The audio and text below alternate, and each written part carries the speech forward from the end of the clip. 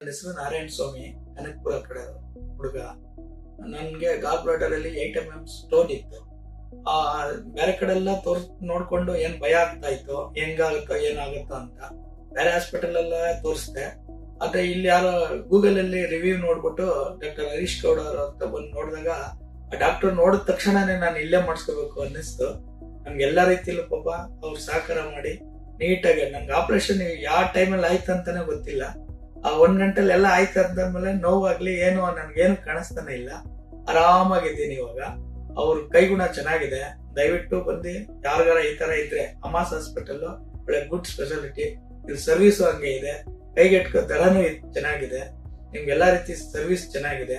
ನಾನು ಇವಾಗ ಆಲ್ರೆಡಿ ನೆನ್ನೆ ಮಾಡಿದ್ರು, ಇವತ್ತು ಆಲ್ರೆಡಿ ಮನೆ ಕಳಿಸ್ತಾ ಇದ್ದಾರೆ.